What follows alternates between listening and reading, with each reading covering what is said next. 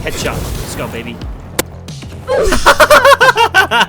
Welcome to a guide on the wizard in Dark and Darker. Without wasting any more time, let's get into it. I'm going to talk about the wizard as a class, what I would do at the start of a wipe, a new character, what would I do in terms of playstyle, if I'm in a group, if I'm solo.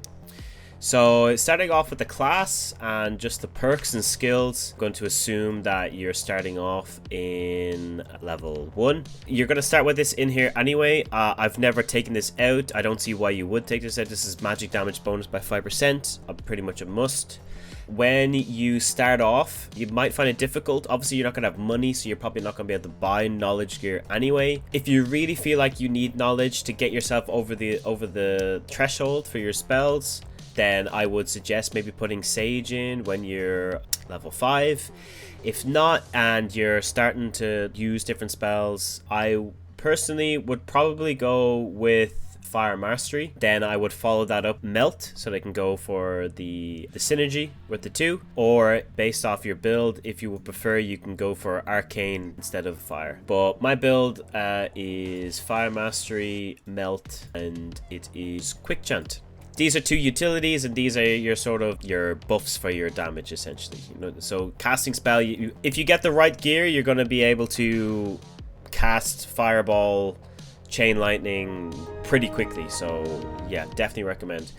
Meditation, it's pretty much a must unless you have the gear and campfires, or you're running with a cleric. To be honest, I would still use this even if I was running with a cleric and I had campfires. It's just so versatile. You need this. It really helps you keep yourself in the game and in fights a lot better. And then of course spell mastery, you're going to need spell mastery for actually using and casting spells. So moving on to spells, this would probably be my versatility build. You have a mix of arcane and fire spells with some haste in there too.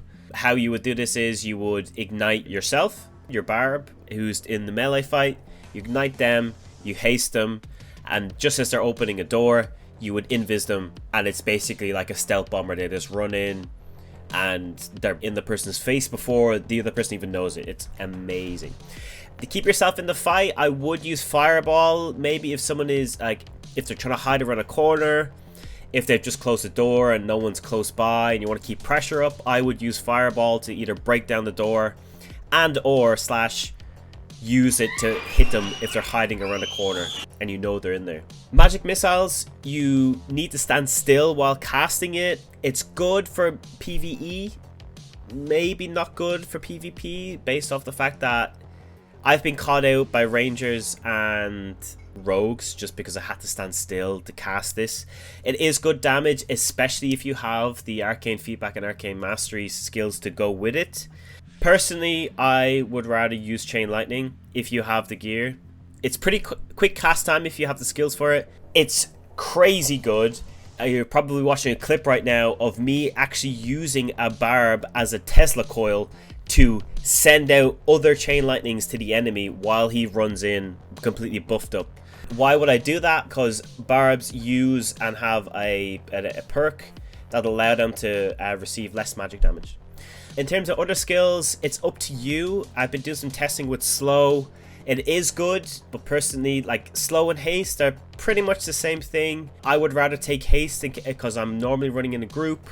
To be honest, I even still take it when I'm solo. In my opinion, it's just a better spell. Zap, very little damage. It's just, you'd be better off just igniting your sword, your crystal sword, or your rondel dagger, and doing PvE damage that way rather than zapping with this. It's a mess skill in my opinion. I've seen some people use it, but in my opinion, it's nah. Light orb is utility, not I mean, it's a torch. Ice bolt, I've tried it. There's no benefit. You're not getting, if you're putting ice bolt in here right now, you're losing the benefit of either arcane feedback for your arcane skills, your magic missiles, and you're losing the benefit of fire if you're replacing Ice Bolt with your Firebolt. So, and which basically makes these useless. So there's no point, in my opinion, really using Ice Bolt right now. In terms of Lightning Strike, you need a degree in mathematics to be able to use this skill. It's very hard to land. As you can see, it's after 4 seconds, a bolt of lightning comes down. Maybe it's. I've tried it once. It's not even good for PvE. Chain lightning just trumps it by far. Anyway, moving on to gear. Personally, I prefer the Crystal Ball and the Rondel Dagger build because you are actually getting 2 stat sticks for the price of 1 thing. So for example, the crossbow is a secondary. The crossbow can only give me 2 agility when I'm holding a crossbow. But if I'm holding a Crystal Ball and I'm holding a Rondel Dagger, then I'm getting the benefit of 2 different items with extra buffs on them, essentially. So it's really good, in my opinion. Stats you're looking for are knowledge and will. Will is going to increase your power, and knowledge is obviously going to increase your spell memory, so it'll increase your ability to actually fill this bar. If I took off the robes, you can see that I actually can't use Chain Lightning. It's been blocked. However, you can set it up so that even in this, it's showing that you don't have the ability to use this, but when I go in game, I have the spell capacity bonus on these items. So when physically holding these items in my hand, I should have the 18 mastery to be able to use the skill. So keep that in mind when you're gearing up your character and you're trying to figure out, like, oh, well, is this enough? Will this get me over? Just try it. You never know. In terms of merchants, what you're looking for, the leathersmith is your go-to guy for your knowledge gloves. And then you are going to the tailor to see if he has any knowledge trousers and if he has any of the oracle robes for you as well, and the hands. Okay, now what's the difference between the crystal sword and the Rondel Dagger crystal ball combo? There isn't really much. It's personal preference. It's personal. In my opinion, you shouldn't be using the spellbook. You really should be using something that's going to give you some sort of PvE aspect in case you get jumped by a skelly or a mosquito or whatever. And I really do prefer to use the crossbow as a backup for some range, because your ignite will actually work on your crossbow as well. So if you land a crossbow bolt from far, you're actually burning them at the same time. So it's pretty good. So rings, amulets, you're just looking for stuff that... Resourcefulness, you're really lacking as a wizard on resourcefulness, in my opinion. For those that don't know, resourcefulness means your ability to interact with things in the world. There's kind of stats in the world at the moment, like magical interaction speed. They're very nuanced. That's basically if you have someone's heart and you're trying to res them at a shrine. Arbitrary stat, in my opinion. Does it matter? Probably not.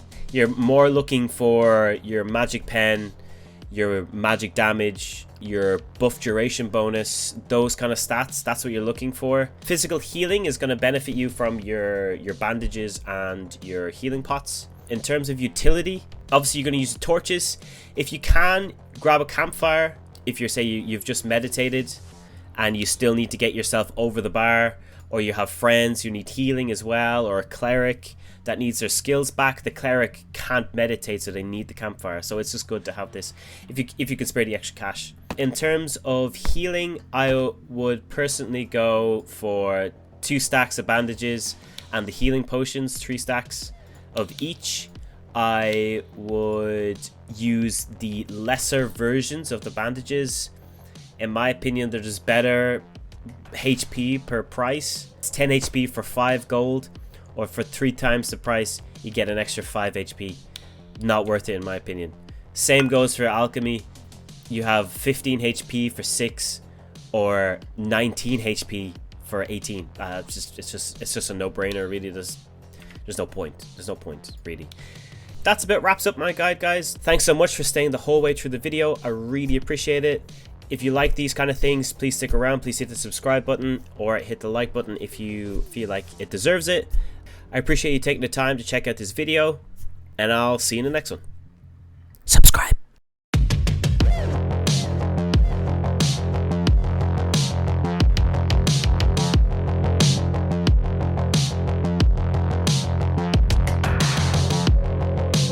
See ya, sucker.